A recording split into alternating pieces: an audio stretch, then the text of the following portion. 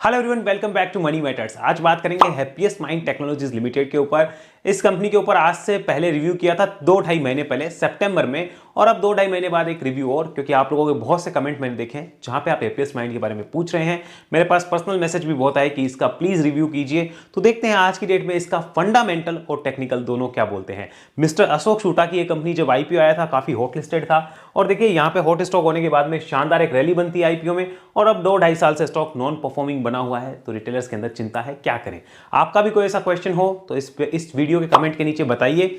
मुझे इस स्टॉक पे वीडियो चाहिए। कोशिश होगी जल्दी से जल्दी एनालिसिस लाया जाए। समय लग सकता है थोड़ा सा, तो उसके लिए मैं पहले से आपसे क्षमा चाहूंगा, क्योंकि बहुत से रिक्वेस्ट ऑलरेडी पेंडिंग है। आपके स्टॉक का भी नंबर जल्दी से जल्दी लगने की कोशिश होगी। बात करते हैं आज हैप्पीएस्ट माइंड लिमिटेड के ऊपर, और जो भी हम बात करेंगे वो सारी एजुकेशनल पर्पस के लिए है। किसी टाइप से कोई रिकमेंडेशन नहीं है। यहां हम बाय सेल का जो भी उपयोग करते हैं वर्ड का, वो सिर्फ सीखने और समझने के पर्पस से करते हैं। उसका मकसद किसी टाइप से बाय सेल की रिकमेंडेशन नहीं होता है। हम यहाँ पे उन ऑप्शंस की बात करते हैं कि एक पर्टिकुलर निवेशक जिसकी रिक्वायरमेंट क्लियर है तो उसके पास क्या क्या ऑप्शंस हो सकते हैं। तो हम उन सब चीजों को डिस्कस करेंगे। आपको कोई भी निर्णय लेना है तो अपने बुद्धि और विवेक से ही लीजिएगा। बात करते हैं हैप्पीएस्ट माइंड की। यहाँ आपको चार्ट दिख रहा है कंपनी का, ये जो क्लियर चार्ट है। लास्ट वीडियो में हमने बात करी थी कि यहाँ पे स्टॉक था, और ये जो पूरी रेंज है इसके लिए मैंने आपको बताया था कि ये पूरी नो ट्रेड जोन की रेंज है। इसमें अगर कोई भी ट्रेड मारेगा तो वो बेवकूफी ही करेगा। एक्यूमुलेशन वाली बात अलग होगी, लेकिन ट्रेड मारना इस रेंज में बिल्कुल भी समझदारी नहीं होगी। ये लास्ट वीडियो में बात हुई थी। स्टॉक का अगर क्लियर ट्रेंड आप देखेंगे अभी तक का, तो पता चलेगा कि अपने हाई से स्टॉक 50% जो है वो करेक्ट हो चुका है। करेक्ट होने के बाद इस रेंज में, ये जो रेंज है जो कि 800 रुपए से यहां पर 760 की रेंज बनी हुई है, इसमें यहां पे बुल्स काफी एक्टिव है। ये इंपॉर्टेंट सपोर्ट है। अगर स्टॉक अब इस लेवल को तोड़ेगा तो बड़ी शार्प फॉल आने की उम्मीद है, वरना यहां से संभलता हुआ नजर आता है इस चार्ट के हिसाब से। लेकिन चार्ट देखना काफी नहीं होगा, पहले इसके फंडामेंटल भी हमें समझने होंगे, फिर डिसीजन लेंगे चार्ट के ऊपर कि चार्ट क्या बोलता है। पहले देखते हैं फंडामेंटल्स। तो अब हमारे सामने चल रहे हैप्पीएस्ट माइंड के फंडामेंटल। आप ध्यान से देखिए, कंपनी है 13,500 करोड़ के मार्केट कैप की, स्टॉक का पी 57 चल रहा है, आरओसी जबरदस्त है, आरओई जबरदस्त है, लगभग 30 के ऊपर है। तो 30 के ऊपर चलेगा तो ये पी बनेगी। ये जस्टिफाइड है, ओवर वैल्यूड नहीं कह सकते। बुक वैल्यू कंपनी की 91 है, जो कि आईटी में ऐसे ही होती है, कम ही मिलती है। प्रमोटर्स की होल्डिंग अच्छी है, जो हमें बढ़िया माननी होगी। खराब चीज ये है कि प्रमोटर्स ने यहाँ पे अपने 1.9% लगभग शेयर जो बेचे हैं, जो कि खराब चीज है, हमें नोट डाउन करनी है। यहाँ पे प्रमोटर्स की होल्डिंग अनप्लेस्ड है 47, यानी कि पूरी की पूरी अनप्लेस्ड नहीं है। ये भी एक नेगेटिव पॉइंट है जो ध्यान रखना है।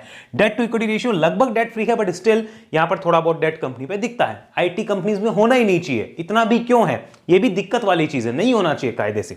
प्रॉफिट की ग्रोथ ठीक ठाक है, बहुत कम मानी जाएगी, एवरेज है, ऐसा नहीं बहुत अच्छी ग्रोथ रही है। मार्केट कैप टू सेल्स लगभग 8 के आसपास है, जो कि आईटी बिजनेस में ठीक ठाक कह सकते हैं। यहां पर अगर हम देख ले, बात करें फ्री कैश फ्लो, तो कंपनी के पास 543 करोड़ का रहा है। मुझे तकलीफ हुई है सबसे ज्यादा इस चीज से, ये जो अनप्लेस्ड है इसकी होल्डिंग यहां पर 47%, और प्लेज कितनी है 7% के आसपास। क्यों है? आईटी बिजनेस में आपको लोन लेने की रिक्वायरमेंट या होल्डिंग को प्लेज करने की रिक्वायरमेंट होनी ही नहीं चाहिए। आईटी में इतना ज्यादा आपके पास ग्रोथ होती है, तो ये चीज मुझे नेगेटिव लगी। इंडस्ट्री की पी लगभग 40 के आसपास है, जो ठीक ठाक है। यहां पर 40, इसकी 57 चल रही है, तो ओवर वैल्यूड नहीं है, बिकॉज आरओसी आरओई जस्टिफाइड करती है। मुझे इस फंडामेंटल में अभी तक कोई दिक्कत नहीं लगती, सिवाय ये प्लेज होने के, वो प्रॉब्लम है मेरे लिए। क्वार्टर रिजल्ट की बात करें, सितंबर के रिजल्ट्स जो है वो 400 करोड़ की सेल्स को क्रॉस करते हैं। First time in the history, this is the highest ever sales by Happiest Minds Limited. यहां पर इस कंपनी ने 20% मार्जिन मेंटेन किए, और साथ में 58 करोड़ का प्रॉफिट कंपनी ने पोस्ट किया। अब इससे पहले 391 करोड़ की सेल्स करके भी इसने 58 करोड़ का ही प्रॉफिट पोस्ट किया। उस टाइम मार्जिन्स अच्छे थे, तो इसके मार्जिन्स जो वो लगातार टूट रहे हैं। यहां पर आप ध्यान से देखिए, लगातार टूट रहे हैं। तो ये कब तक टूटते रहेंगे वो चिंता का विषय है। अगर टूटते रहते हैं तो मार्केट उसको पनिशमेंट देगा। उससे क्या होगा, आपकी सेल्स तो बढ़ रही है, लेकिन आपके प्रॉफिट्स देखिए सेम है। क्यों? क्योंकि आप प्रॉफिट तो मेंटेन कर रहे हो, बट सेल्स के साथ मार्जिन को मेंटेन नहीं कर रहे। मार्केट किस चीज पे दाव खेलेगा कि अगर आपकी सेल्स 500 करोड़ होती है और आप वहां पे 25% का या 24% का मार्जिन लाते हो, तो बहुत अच्छी बात है। लेकिन अगर आप वहां पे 20% से और भी गिरते हो, यानी 10% आते हो या 15% आते हो, तो आपकी सेल्स तो बढ़ी लेकिन प्रॉफिट तो उतने ही रहे। तो ना आपका ईपीएस बढ़ेगा, ना आपकी अर्निंग्स बढ़ी, तो मार्केट ग्रोथ नहीं देखेगा, तो पैसा नहीं देगा। लेकिन अगर ग्रोथ आती है तो बहुत अच्छा होगा। सबसे अच्छी बात है कि सेल्स लगातार बढ़ रही है, ये अच्छा साइन है और हमें मानना होगा, ये हमें एक्सेप्ट करना होगा। लगातार प्रॉफिट भी बढ़ रहे हैं, बट पिछले कई क्वार्टर से आप देखिए 55 से 60 करोड़ के बीच में प्रॉफिट यहां पे खड़े हो गए, नहीं बढ़ पा रहे। The reason is very simple, operating profit margin maintain नहीं हो रहा है, जो हमें ध्यान देना होगा। आगे चलते हैं। Yearly PNL, look at the yearly PNL, आप देख पाएंगे यहाँ पे 2019 में तो साल का प्रॉफिट 14 करोड़ था, 20 के अंदर 72 करोड़ साल का था, अभी 60 करोड़ का एक क्वार्टर का आ रहा है। अब यहां पर आप देखेंगे सेल्स यहां भी लगातार बढ़ती जा रही है। ट्रेलिंग 12 मंथ का सेल्स देखिए और प्रॉफिट देखिए 232 करोड़ का, और इससे पहले 2023 का टोटल सेल्स 1429 यानी 1429 करोड़ रुपए का सेल्स किया। प्रॉफिट कितना है 231 करोड़ का। तो आप 100-125 करोड़ रुपए बढ़कर सिर्फ 1 करोड़ ही अपना बढ़ा पाए प्रॉफिट, और यहां पर भी आप देखेंगे कि आपका ईपीएस इसमें टूट गया, तो फायदा कुछ नहीं हुआ। मार्केट उस ग्रोथ को मजा नहीं आता उसको, और आपको अब पता चल रहा है कि इसमें ऐसा हो रहा है। मार्केट को 2022 में भी ये चीजें पता थी कि आने वाले टाइम में आईटी के साथ ऐसा होगा, तो पहले ही प्रॉफिट बुकिंग आती है, पहले ही काम हो जाते हैं। और जब 2020 में रैली किया तो मार्केट को मालूम रहता है कि इसके रिजल्ट्स अच्छे आने वाले हैं, वो ऑलरेडी डिस्काउंटेड होते हैं, प्राइस में उसके हिसाब से रैली बन जाती है या फिर करेक्शन आ जाता है, जैसे प्राइस को करना है। इसलिए चार्ट एनालिसिस हमेशा इंपॉर्टेंट रही है, उसके ऊपर अपनी हमें ट्रेलिंग स्टॉप लॉस के साथ उसको ट्रेल करना चाहिए, क्योंकि मार्केट में आपने सुना होगा ये स्टॉक यहां से यहां जाएगा। अच्छा, किसने कहा? रिपोर्ट आई हुई है, ये रिपोर्टें धरी की धरी रह जाएगी, सच बता रहा हूं, कोई रिपोर्टें नहीं होती है। रिपोर्ट आई है अच्छी बात है, आपका ट्रेलिंग स्टॉप लॉस क्या है वो रिपोर्ट में बताया क्या किसी ने? नहीं बताया। तो वो दूसरा बंदा कहते हो यार उसने मेरे को रिपोर्ट दी है कि हैप्पीएस्ट माइंड 2000 जाएगा। अच्छा जाएगा, बहुत बढ़िया बात है। उसको किसने दी? उसके बड़े ऑपरेटर से कॉन्टैक्ट है। अरे भाई वो आपको क्यों बताएगा बड़ा ऑपरेटर? समझो तो सही इन चीजों को। तो ये चीजें आप समझना है कि मार्केट को हर चीज पहले से मालूम है, उसके हिसाब से बिहेवियर हो रहा है। तो अभी की डेट में भी चार्ट ही बताएगा कि एक्चुअली इंपॉर्टेंट क्या है। बट फंडामेंटली कंपनी खराब है क्या? जी नहीं, फंडामेंटली एक नंबर कंपनी है, बढ़िया मानना होगा, फंडामेंटल्स अच्छे हैं। यहां पे कंपनी की ग्रोथ देखिए, पिछले 10 साल की, 5 साल की और ट्रेलिंग 12 मंथ की सारी ग्रोथ है, अच्छी है, मैं इसको खराब नहीं कह सकता। यहां पे प्रॉफिट की ग्रोथ देखिए, बहुत जबरदस्त और कमाल की ग्रोथ रही है। लेकिन जब आपके प्रॉफिट 60%, 40% से ऊपर जाएंगे तो वो एडजस्ट भी होंगे और आपकी ग्रोथ 1-2 साल कम भी आएगी। दिस इज द रियलिटी, और ऐसा होता है बिजनेस साइकिल में, ऐसा ही होता है। ये साइकिल जब ऐसे घूमेगा तो ये होगा, पार्ट ऑफ द गेम है। तो अभी वो चल रहा है इसका नीचे वाला पार्ट। तो अगर ये नीचे है, अच्छी कंपनी को बुरे समय में लगे तो आपका अच्छा समय लाएगी। तो इसे चार्ट पे देखेंगे कि वाकई में चांस है कि नहीं है। आइए आगे बात करते हैं। यहां पर इसका स्टॉक प्राइस CAGR जो हमारे पास अवेलेबल नहीं होगा, क्योंकि स्टॉक को लिस्ट हुए अभी तक 5 साल नहीं हुए, 3 साल का दिख रहा है, ट्रेलिंग 12 मंथ का दिख रहा है। रिटर्न ऑन इक्विटी कंपनी का काफी अच्छा रहा है, 30% का एवरेज रिटर्न ऑन इक्विटी है। तो क्या खराबी है? कोई खराबी नहीं है। This is one of the best fundamental जो मैंने देखे हैं, बहुत गजब की कंपनी है, खराब नहीं कह सकते। नेक्स्ट चलते हैं प्रमोटर्स की होल्डिंग या शेयर होल्डिंग पैटर्न पे। यहां एक नेगेटिव पॉइंट है, ये जो होल्डिंग बेची थी यहां पर, ये इतनी कम हुई, ये किसने बेची? अशोक सूटा जी ने बेची थी, जो कि कंपनी के प्रमोटर हैं। तो उन्होंने यहां पे लगभग 2% के आसपास होल्डिंग बेची, मुझे नेगेटिव लगा, खराब चीज है। अब उन्होंने क्यों बेची वो उनकी पर्सनल रिक्वायरमेंट, मैं उसमें नहीं जाता। अच्छी चीज ये थी कि वो होल्डिंग पब्लिक को नहीं चिपकाई गई, वो गई है FIIs या DIIs के पास ही, तो इसमें मुझे कोई प्रॉब्लम नजर नहीं आती है। बस इतना है कि उनको बेचने की जरूरत क्या पड़ी वो मुझे समझ में नहीं आया, और वो उनकी पर्सनल रिक्वायरमेंट है, मुझे समझने की आवश्यकता भी नहीं है। तो ये हुई यहाँ पे शेयर होल्डिंग। पब्लिक के पास 38-39% होल्डिंग है, बाकी 5 यहाँ पर बड़े प्लेयर्स के पास में है। स्टिल इंस्टीट्यूशंस की भागीदारी काफी कम है, ये चीज नेगेटिव है। लेकिन अच्छी चीज क्या है? FIIs की यहां पर देखिए भागीदारी वापस आती हुई दिख रही है, जो बीच में 4% के नीचे थी वो 5% के ऊपर होती हुई दिख रही है, जो हमें अच्छा साइन मानना होगा। नेक्स्ट बात करते हैं, कंपनी पैसा कहां से कमाती है, कहां आता है? तो इसका प्रोडक्ट वाइज ब्रेकअप है। डिजिटल में, डिजिटल इंफ्रास्ट्रक्चर एंड क्लाउड से 42% का पैसा आता है कंपनी के पास। SaaS जो कि SaaS IT वाले हो तो समझ गए होंगे, SaaS से इतना रिवेन्यू आता है 27%। AI या एनालिटिक्स से 13% का रिवेन्यू, और सिक्योरिटी सॉल्यूशंस और अदर्स से कंपनी का लगभग 14% रिवेन्यू आता है। ये चीजें जानकारी में होनी चाहिए। कहां से पैसा कमाती है, दुनिया के किस किस कोने से? तो मेन बिजनेस USA में ही है। यहां पर जब मंदी आएगी तो इसके बिजनेस में भी मंदी आएगी, that is the part of the game. और यहां इंडिया में सिर्फ 15% बिजनेस, यूरोप में 9%, अदर्स में 3.8। तो अमेरिका एंड जो यूरोप है वो लगभग 80% बिजनेस को कंट्रीब्यूट करते हैं। तो 80% बिजनेस जहां होता है, अगर दुनिया के उस कोने में मंदी है तो आपके बिजनेस में तेजी कैसे आ जाएगी? क्योंकि आपका बिजनेस उस 80% पे ही डिपेंडेंसी है। तो ये चीज थी इस कंपनी के मार्जिन ना मेंटेन होने की या ग्रोथ नहीं दिखने की फिलहाल के। आगे चलिए, यहां पर किस किस इंडस्ट्री को सर्व करती है, बिजनेस वर्टिकल्स क्या है? तो देखिए हेल्थ केयर, हाईटेक, एजुटेक, यहां पर आप देख पा रहे होंगे travel and media, BFSI, industrial, retail, manufacturing, in industries को कंपनी जो अपनी सेवा देती है, आप ऐसा समझ सकते हो। आगे चलते हैं, बात करते हैं अब चार्ट के ऊपर, क्योंकि क्लियर पिक्चर वहीं पे आएगी कि करना क्या है, किया क्या जा सकता है। सो लेट्स डू चार्ट पे चर्चा।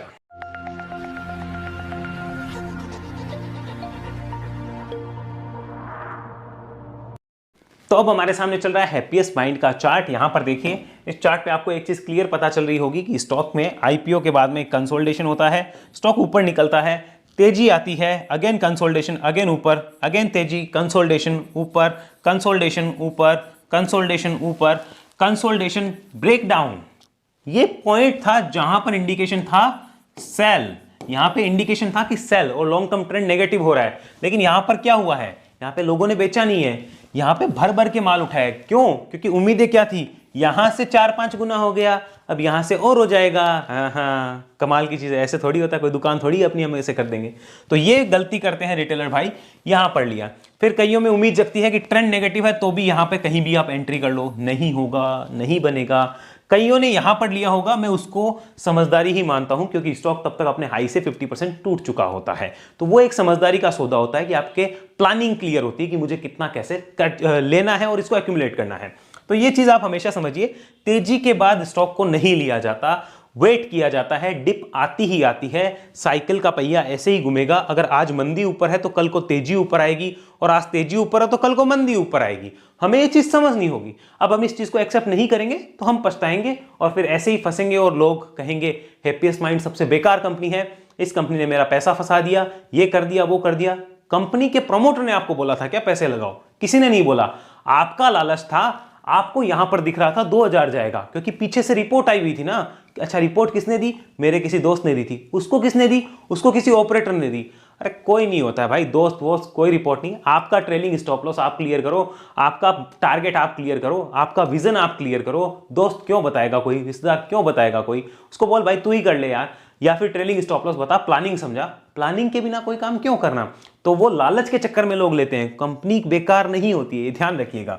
यहां पर राइट नाउ जो वीकली चार्ट चल रहा है वो हमें एक चीज चिक चिक के बता ही रहा है कि ये 800 से 760 की रेंज जो है वो बिग सपोर्ट है। ये बिग सपोर्ट रेंज है। अगर इसके नीचे जाता है तो स्टॉक के लिए फिर कल्याण हो जाएगा, और वो बढ़िया वाला कल्याण होगा आपकी बार, क्योंकि बेस बनने के बाद अगर नीचे जा रहे हो तो आ जाओ, बढ़िया से कल्याण होने वाला है। यहां पर स्टॉक के लिए ऊपर में इंपॉर्टेंट रेजिस्टेंस 1025 रुपीज का रहने वाला है। इसके ऊपर निकलता है तो ही तेजी के गेट खुलते हैं। तब तक ये स्टॉक क्या कर रहा है? This is no trading zone. ये क्या है? ये नो ट्रेड जोन है, नो ट्रेड जोन, या फिर आप इसे कह सकते हो साइडवेज मार्केट में है। ये साइडवेज ट्रेंड है इसका, ना तो बुलिश है ना बेरिश है। This is a sideways trend. तो अगर इस साइडवेज ट्रेंड में कोई ट्रेडिंग के लिए जाता है तो वो पछताता है। इन्वेस्टमेंट जिसको करना है वो साइडवेज में एक बार में करेगा नहीं, उसके लिए तो अच्छा चांस है कि एक्यूमुलेट करे। लेकिन एक्यूमुलेट होता किससे है? एक्यूमुलेशन समझ नहीं आता रिटेलर्स को। वो तो कहते हैं हमने लिया उसके बाद चल जाए। हमारे पिताजी की दुकान नहीं है, समझिए इस चीज को, क्लियर करिए प्लीज। आगे चलते हैं, इसको देखते हैं मंथली चार्ट पे। इस डाटा को हम टाटा करते हैं and do it on monthly chart. यहां पर देखिए ये मंथली चार्ट। हमेशा हम लोग गलती क्या करेंगे, मैं इस चीज को रिपीट करना चाहूंगा बार बार ताकि आप लोग ये गलती ना करें। हम इस तेजी में आएंगे, यहां पैसा लगाएंगे, यहां लगाएंगे, और हमें हमेशा तेजी के बाद वेट करना चाहिए 40, 50, 60% टूटने का, उसके बाद बड़ा पैसा लगता है, वरना नहीं लगता। या फिर हमारे सेटअप का, अब सेटअप नहीं है, पेशेंस भी नहीं है, तो फिर गए काम से। यहां पर राइट नाउ देखिए ये स्टॉक मंथली चार्ट पे इसी रेंज में कंसोलिडेशन में, राइट नाउ मंथली चार्ट पे क्या हो रहा है, स्टॉक यहां पर सपोर्ट लेता हुआ हमें नजर आ रहा है। So this is a consolidation phase, consolidate कर रहा है स्टॉक, कंसोलिडेशन फेज हम लिख देते हैं। और इसमें स्टॉक के लिए कुछ भी अपॉर्चुनिटी नहीं बनती ट्रेडर्स के लिए, लेकिन ये लेवल 1025 कटेगा तो स्टॉक फटेगा, इतना क्लियर है, हमें पता चल रहा है। और यहां से ऊपर जाने पे स्टॉक में तेजी भी अच्छी खासी नजर आती हुई हमें दिखती है। यानी अगर किसी को ट्रेड करनी है तो वो इन लेवल्स के ऊपर होगी, उससे पहले नहीं होगी। ये चार्ट ये बोल चुका है। यहां पर स्टॉक बता रहा है कि मैं कंसोलिडेशन के फेज में हूं। एक और इंपॉर्टेंट चीज बता रहा है कि अगर मैंने इसको तोड़ा तो समझो मैं गया काम से, फिर बेयर्स की ग्रिप बहुत स्ट्रांग हो जाएगी। ये भी हमें क्लियर करना होगा। आगे चलते हैं, मंथली चार्ट पे भी हमने ट्रेंड देखा, देते इज कंप्लीटली साइडवेज। यहां पे अभी 880 के आसपास स्टॉक चल रहा है, 760 के नीचे आता है तो खत्म, tata bye bye good bye गया। वो राहुल जी बताते हैं उस हिसाब से हो जाएगा, आपने समझा होगा। अब इसका डेली चार्ट देखते हैं। Have a look at the daily chart, this is the daily chart. और यहां पर डेली चार्ट पे केसरिया कलर की एक लाइन आ रही है, जो लाइन है 200 दिन का मूविंग एवरेज, जिसके ऊपर स्टॉक सस्टेन नहीं कर पा रहा है। आपको ये दिख रहा होगा स्टॉक के लिए इस लाइन के ऊपर सस्टेन करना चैलेंजिंग हो रहा है। देखिए जब से बना है इसके ऊपर सस्टेन नहीं कर पा रहा है। ये इसके ऊपर सस्टेन करे तभी कुछ बात बनेगी, तब तक कोई बात नहीं बनने वाली है। अब इसके ऊपर सस्टेन करें तो कैसे पता चलेगा, तो उसके लिए आपको थोड़ा प्रैक्टिस आनी चाहिए। नहीं आती तो सिंपल सी चीज रखिए कि स्टॉक को 1025 के ऊपर आने दो, यहां पर आएगा तो स्टॉक क्या करेगा, अभी 200 डेमा यहां चल रहा है तो इसके ऊपर ऑलरेडी सस्टेन करके ही निकल रहा है, तो आपको कंफर्मेशन मिल जाएगा कि स्टॉक सस्टेन करके ऊपर से निकला है। पहले भी आप देखिए सस्टेन नहीं कर पा रहा था इसलिए नीचे आ रहा था, तो इसको सस्टेन करने दो, उसके बाद हमें इनको देखना होगा। हाँ, इतना क्लियर हो गया कि स्टॉक ने यहां पर काफी अच्छा बेस बनाने की जो कोशिश है वो कंप्लीट कर ली है, वो हमें नजर आ रही है कि इस रेंज में स्टॉक ने काफी अच्छा बेस जो है वो बना लिया है। तो अब जब बेस बनाने के बाद अगर स्टॉक नीचे आके इस बेस को तोड़ेगा तो हमें रिव्यू करना चाहिए, हमारी सब चीजों को वापस से रिव्यू करके देखना चाहिए अगर होल्डिंग में है तो, कि अब क्या करें, क्योंकि फिर दिक्कत वाली बात होने वाली है, हमें समझना होगा। और बाकी देखो कोई तैयार है कि नहीं, 760 के नीचे अगर 160 आता है, 260 कहीं भी आए, मुझे कोई तकलीफ नहीं है, मैं 15 साल रखना चाहता हूं, उसे कोई तकलीफ होगी भी नहीं। हाँ, जिसको प्रॉपर लर्निंग स्टॉप लॉस के साथ काम करना होता है उसे समझना होता है चीजें। आगे चलते हैं वीकली चार्ट पे वापस, हैव अ लुक। यहां पर अब इसको वीकली चार्ट कन्वर्ट करना बनता है, वापस से इसको, ये मंथली चार्ट है, हम इसको वीकली कन्वर्ट करते हैं और देखते हैं कि आज की डेट में किया क्या जा सकता है। तो यहां पे इसको वीकली कन्वर्ट किया, कन्वर्ट करने के साथ ही हमें एक चीज पता करनी होगी कि मान लीजिए किसी के पास ऊपर से ऑलरेडी इन्वेस्टेड होता है तो वो ऐसे चार्ट पे क्या कर सकता है। मैं आपको बिल्कुल नहीं कह रहा कि आपको ऐसा करना है, हम लर्निंग के लिए बात कर रहे हैं कि इस टाइप के चार्ट पे क्या हो सकता है। तो अगर हम ऑलरेडी इन्वेस्टेड होते हैं ऐसे स्टॉक्स में, हमारा ऑलरेडी क्या है, इन्वेस्टमेंट है, तो हम इस टाइप के चार्ट में क्या कर सकते हैं, जबकि वो स्टॉक के फंडामेंटल कैसे हैं, सुपर है, कोई खराब नहीं है, बढ़िया है। एक चीज खराब है, कंपनी के शेयर जो प्लेज है वो मुझे खराब लगती है। यहां पर टेक्निकल कैसे हैं, टेक्निकल अभी साइडवेज है, तो साइडवेज टेक्निकल है, फंडामेंटल्स अच्छे हैं, तो इस टाइप पे बेचने में समझदारी है क्या, ये मुझे बताओ। जी नहीं, बेचने में तो समझदारी नहीं होती है, तो क्या किया जाए, इसमें होल्ड एज इट इज रहता है। इस टाइप के चार्ट में होल्ड एज इट इज, यहां पर इस टाइप के चार्ट में होल्ड बनता है जिसके पास ऑलरेडी इन्वेस्टेड है और काफी ऊपर से, और स्टॉक कितना करेक्ट हो गया अपने हाई से, 51%, तो उसके बाद बेच के निकाल भी क्या लेंगे, कुछ मिलने वाला भी नहीं है। तो बेटर क्या होता है, इस टाइप के चार्ट में अगर आप फंस गए, फंडामेंटल्स अच्छे हैं और आपको पता है कंपनी का भविष्य बढ़िया है, तो आने वाले टाइम के लिए हम इसे क्या कर सकते हैं, एक्यूमुलेट कर सकते हैं। क्या कर सकते हैं, एक्यूमुलेट कर सकते हैं। इस बात को हमें जानना होगा। अब एक्यूमुलेट में नीचे आता है तो माइंडसेट क्लियर रहना चाहिए कि हम ऊपर लेके फंस चुके हैं, अब अगर ये नीचे आता है तो हम एक्यूमुलेट ही कर सकते हैं और कोई ऑप्शन नहीं है, या फिर लॉस बुक करके निकलो। तो दो ऑप्शंस है, कौन सा किसको सूटेबल वो चूज करेगा। बात करेंगे यहां पर कोई फ्रेश इन्वेस्टमेंट, फ्रेश इन्वेस्टमेंट की डे आज की डेट में क्या हो सकता है। तो फ्रेश इन्वेस्टमेंट के लिए सबसे पहले आपको मैं एक चीज बता देता हूं कि कंपनी के फंडामेंटल्स कैसे हैं। फंडामेंटल A1 है, कोई खराब नहीं है। टेक्निकल कैसा है, टेक्निकल साइडवेज है, तो साइडवेज और दिखा रहा है कि यहाँ पे बेस फॉर्मेशन हो रही है, बेस फॉर्म हो रहा है। तो इस टाइम में फ्रेश इन्वेस्टमेंट के लिए इसे देखा जाए ना देखा जाए, जी मैं आपको बता देता हूं। पहले तो मेरा डिस्क्लोजर, ऑलरेडी मेरे पास इसमें होल्डिंग है, ये मेरी होल्डिंग में ये स्टॉक है 70% कैपेसिटी के साथ। मतलब मानो मेरी कैपेसिटी है 10 शेयर लेने की तो मैं 7 शेयर ले चुका हूं, 100 शेयर लेने की तो मैं 70 ले चुका हूं, और अगर मेरी कैपेसिटी 1000 शेयर लेने की तो मैं 700 ले चुका हूं, 10,000 है तो 7,000 ले चुका हूं, ये आपको मानना है। 10 शेयर की कैपेसिटी तो 7 शेयर की यहाँ एंट्री मेरी हो चुकी है। तो फ्रेश इन्वेस्टमेंट वालों के लिए 60, 70, 80% लेने का मौका जो है वो बनता हुआ नजर आ रहा है। यहाँ पे साफ साफ नजर आता है कि इस टाइप के चार्ट पे ऐसा किया जाना चाहिए, क्योंकि फंडामेंटल अच्छे होते हैं, टेक्निकल बढ़िया है। अब करना क्या, आपको टाइम देना पड़ेगा। टाइम कितना, 1 to 2 years देना पड़ेगा। If you want to play for these highs, आपको 1 से 2 साल देना होगा 50 से 100% रिटर्न्स के लिए, आपको ये चीज का ध्यान रखना होगा। अब इसमें कंडीशन क्या है, कंडीशन ये है कि आपको अलर्ट होना है 760 के बिलो।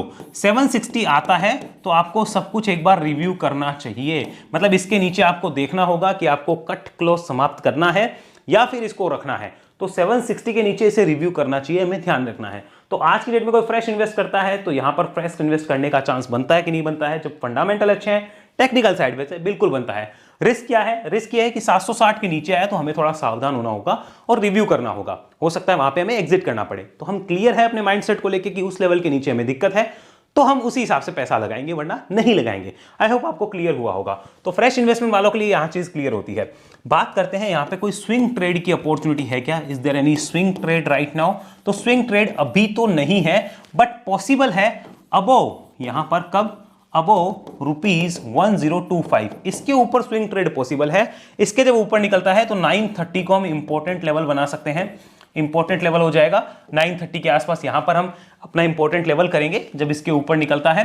एंड देन स्टॉक ऊपर में 1100, 1150 और 1200 प्लस के लेवल्स जो है क्विक स्विंग में देता हुआ नजर आएगा, इवन और भी ऊपर जा सकता है यहां तक और भी ऊपर बनेगा, लेकिन उसमें फिर ट्रेलिंग स्टॉप लॉस के साथ काम होगा।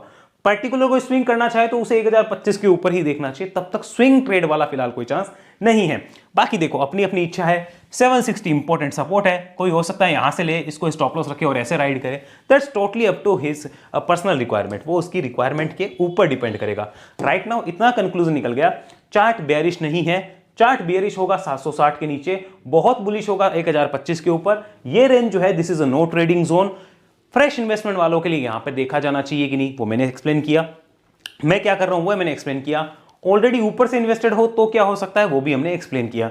अब अगर हम यहां से इन्वेस्टेड हैं, ध्यान रखिएगा नीचे से यहां से कई लोग होंगे तो उनके लिए भी 760 का लेवल इंपॉर्टेंट है। इसके नीचे रिव्यू कर लेना कि कुछ गड़बड़ होने वाली है, परेशानी है, प्रॉब्लम है, चिंता है, भय है, दुख है, तनाव है, इस लेवल के नीचे तब तक सब कुछ ओके है। 760 काटेगा तो हमें सावधान होना होगा, रिव्यू करना पड़ेगा। उस कंडीशन में क्या होता है वो हमें देखना होगा, तब हम नए वीडियो में बात करेंगे। अभी का हमने सब कुछ डाटा जो है वो क्लियर किया। किसी तरीके से खराब कंपनी नहीं है, लेकिन यस कुछ कमियां हैं और वो हर कंपनी में मिलती है, परफेक्ट कुछ भी नहीं होता है। ऐसी एनालिसिस अगर आप सीखना चाहते हैं वेब एनालिसिस में आइए, जहां 1 to 1 आप मेरे साथ सीखेंगे और फिर 2 महीने सीखने के बाद लाइफ टाइम के लिए ट्रेनिंग्स ग्रुप का पार्ट बन के आप रह सकते हैं। ध्यान रखिएगा वेब एनालिसिस ट्रेनिंग प्रोग्राम है जहां पे आप 1 to 1 मेरे साथ सीखते हैं, और इस बात को आपको समझना होगा कि क्लास में सिर्फ आप होते हैं। एक टाइम पे एक इंसान को ही मैं ट्रेन कर सकता हूं, 50 लोगों को मैं साथ में ट्रेन नहीं करता। मेरा फुल फोकस मुझे एक टाइम पे एक इंसान के ऊपर ही चाहिए, इसलिए web analysis 1 to 1 training programme हमने रखा हुआ है। चाहते हैं इसके ऊपर डिस्कशन तो डिटेल आपको डिस्क्रिप्शन में मिल जाएगी, इस नंबर पे कॉल या व्हाट्सएप करके भी जानकारी आप ले सकते हैं। अगर हमारे व्हाट्सएप ग्रुप से जुड़ना चाहते हैं जहां पे डायमंड मेंबर्स हैं तो उसके लिए आपको चैनल की डायमंड मेंबरशिप लेनी होगी। आप अपने व्यूज के लिए बात कर सकते हैं, वहां पे इंपॉर्टेंट अपडेट आपके साथ शेयर होती है और हम कुछ चार्ट के लेवल के ऊपर भी वहां डिस्कशन करते हैं जस्ट फॉर एजुकेशनल पर्पस। वहां पे कोई भी रिकमेंडेशन या बाय सेल का कॉल जो है वो आपको नहीं मिलेगा, और चैनल की डायमंड मेंबरशिप लेने पे ही ये फायदा है। गोल्डन मेंबरशिप डिसकंटिन्यू हो चुकी है। अगर व्हाट्सएप ग्रुप के परमानेंट मेंबर बनना है तो ज़ेरोधा एंजल एपस्टॉक्स में अकाउंट खुलाकर भी हमारे लिंक से आप मेंबर बन सकते हैं, लिंक आपको डिस्क्रिप्शन में मिल जाएगा। वेब एनालिसिस के रिगार्डिंग कोई भी जानकारी के लिए इस नंबर पर कॉन्टैक्ट करना ना भूलें। अगले वीडियो में मिलते हैं, तब तक के लिए आपका धन्यवाद। जय हिंद, जय भारत।